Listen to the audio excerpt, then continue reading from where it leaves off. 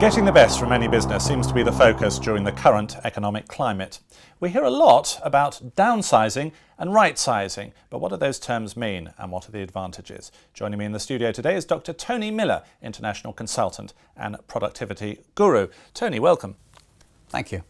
Now, why do organisations need to downsize or right-size? Well, organisations were basically designed, that's probably 95% of all organisations, back in 1760 by a guy called Adam Smith. And although the design worked very well at that time, things have changed. And as organisations grow, they get bigger and unfortunately more ineffective. So we have two tools that we can use, downsizing and right size, which if you like is to trim them up and get them back into shape.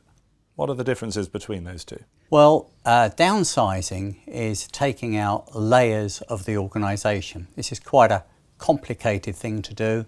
Very often takes a year or 2 years to actually carry out.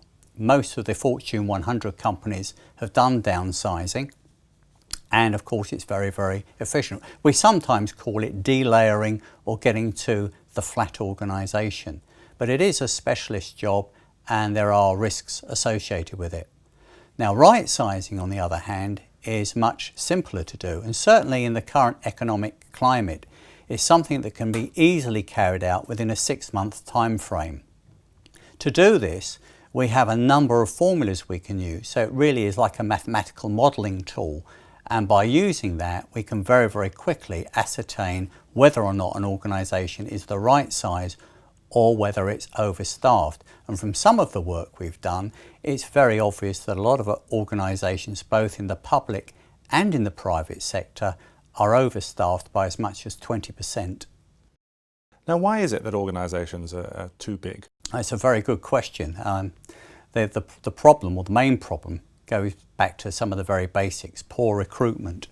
Poor recruitment followed by poor training, and on top of all that we have a lot of organisations have an inability to sort out poor performance. So the managers just want more staff in order to compensate. So the organisation grows and grows and grows until it's no longer effective or, if you like, fit for purpose. So what's your advice to an organisation as to how they should get into fit shape? Okay, well, in the current situation, if you're looking for a short-term fix, there are 2 or 3 things you can do. But my advice would be to go for right sizing. Use the mathematical calculation, work out the figures, put it into operation. It can be done within about 6 months and you'll get immediate returns for your investment. Tony, thank you very much indeed. Thank you.